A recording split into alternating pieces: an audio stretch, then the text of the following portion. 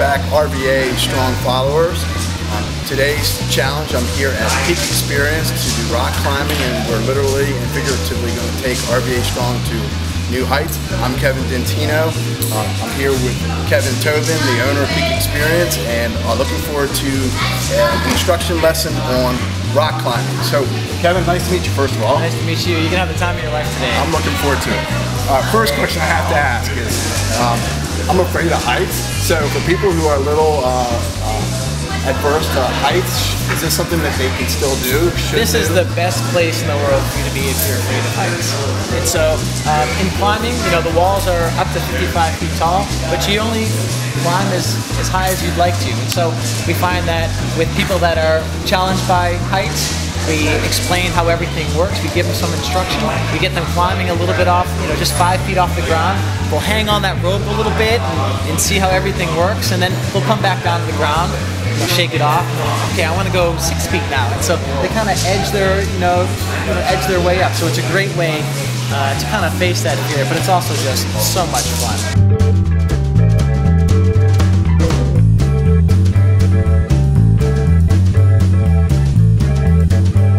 Global term is rock climbing, but I understand there are several different types of climbing that occur in Peak Experience. Can you give me some information on those? We offer 3 types of climbing here. We've got top rope climbing, where there's a climbing rope that's hanging from the top of the wall.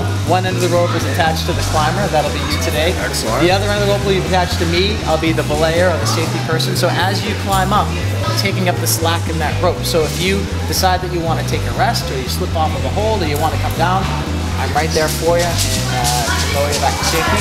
We also have lead climbing, where the climber is attached to a rope, and that rope is attached to the belayer. But as the climber goes up, they're clipping the rope into the clip draws. And so you can see behind me those metal clips that are hanging.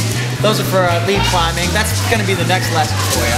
Okay. But then the third type of climbing that we have is bouldering. And there are short walls over there, and we've got pads underneath, and we've got the boulders spot each other. And so that's not the kiddie section. That's not where the birthday parties go. Right. Some really intense climbing goes. So it's short, explosive, powerful movement. You know, there's usually just between 5 and 10 moves in those, and bouldering is taken off like crazy. And that's, even though that's not the highest you go, it's more challenging than the other 2 types. Exactly. When someone starts climbing, say a child starts climbing, they'll start on the party wall, and they'll go up, and they want to climb higher, and then they climb the tallest wall in the back, 55 feet tall.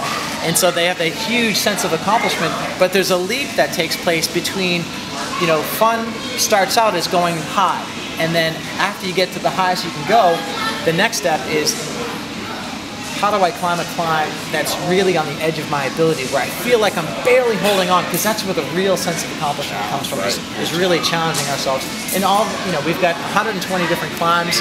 If you can climb a step ladder, you can climb here at Peak Experiences. But then we've got some hard stuff too. I should be able to do at least a little bit. So tell me a little bit about technique. Like when you watch this from afar, obviously you have to have some grip strength and some upper body strength, but you see plenty of people who may not even be able to do pull-ups, be able to accomplish fairly high walls and do this climbing successfully.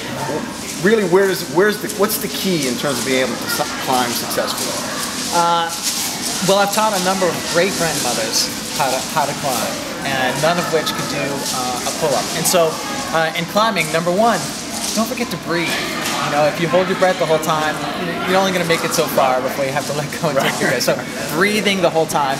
And then there's a lot of technique that you can, of course, you can learn from instruction, but you also watch someone who's doing it well and learn a lot by watching what they're doing.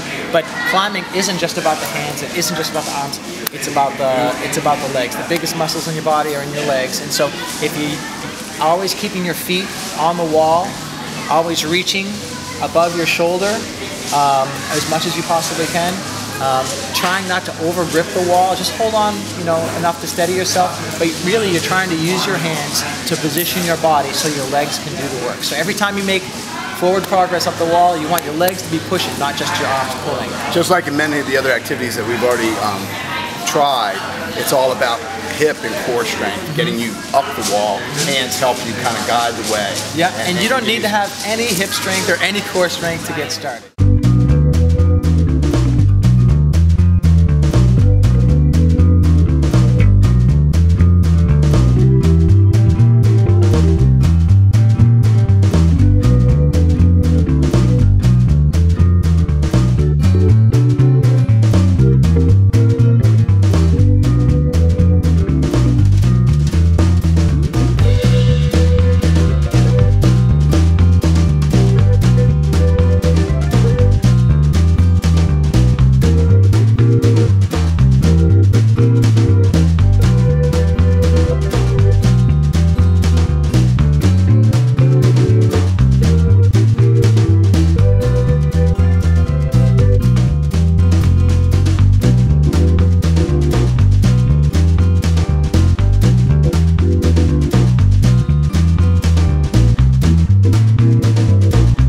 I can tell you this was a great experience. It's my truly first time I've ever rock climbing.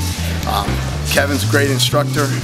It was a great workout, both strength and cardiovascular. I definitely got my heart rate up, breathing, both nerves and work. I'd highly encourage you to come see Kevin and his group out at Peak Experience at the Shops of Belgrade. Thank you very much. Look forward to seeing you next month.